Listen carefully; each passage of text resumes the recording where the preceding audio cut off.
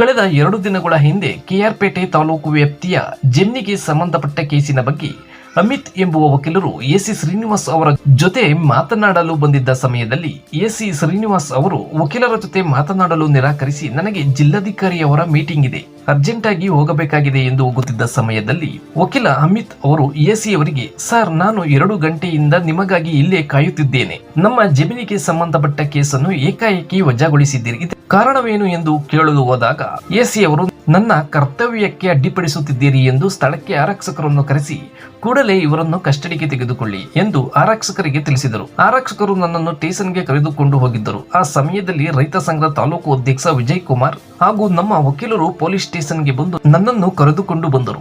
AC Srinivas ಅವರು ಮಧ್ಯವರ್ತಿ ಪುರುಷೋತ್ತಮ್ ಅವರ ಮೂಲಕ ವಿಡಿಯೋ ಕಾಲ್ ಅನ್ನು ಮಾಡಿಸಿ, ನಿಮ್ಮ ಜಮೀನ ಪರವಾಗಿ ಆದೇಶವಾಗುತ್ತದೆ, ಹಾಗಾಗಿ ಎಸಿ ಅವರಿಗೆ 3 ಲಕ್ಷ ಕೊಡು ಎಂದು ಬೇಡಿಕೆಯನ್ನು ಇಟ್ಟಿದ್ದರು.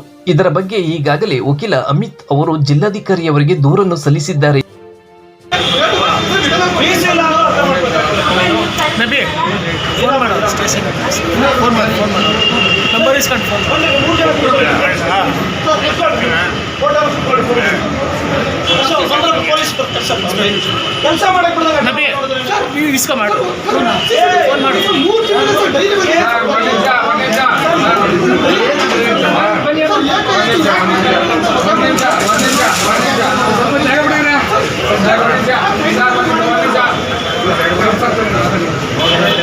ತಾವು ಕೂಡ ನಮ್ಮ ಕಚೇರಿ, ನಮ್ಮ ಪಾಂಡವಪುರ ಕಚೇರಿನಲ್ಲಿ ತಾವು ಇರಲಿಲ್ಲ ಸರ್. ಗೊತ್ತಾಯ್ತು ಸರ್, ಗೊತ್ತಾಯ್ತು ಸರ್. ಕಮಿಷನರು ಇವಾಗ ಕಮಿಷನರ್ ಅಷ್ಟೇ ಮುಖ್ಯ, ಸಾರ್ವಜನಿಕರು ಕೂಡ. ಸಾರ್ವಜನಿಕರು ನಿಮ್ಮ ಕಡೆ ಬರುವಂಥದ್ದು, ತಹಶೀಲ್ದಾರ್ ಇದ್ರೆ ಭೇಟಿ ಮಾಡಿ, ನಮ್ಮ ಆಫೀಸಲ್ಲಿ ಅಂತ ಹೇಳ್ತಾ ಇದ್ದೀನಿ. ನಿಮ್ಮ ಹತ್ರ ಕೆಲಸ ಇಲ್ಲ ಅಂತ ಅವ್ರು ಯಾರನ್ನ ನಿಮ್ಮನ್ನ ಭೇಟಿ ಮಾಡಬೇಕು?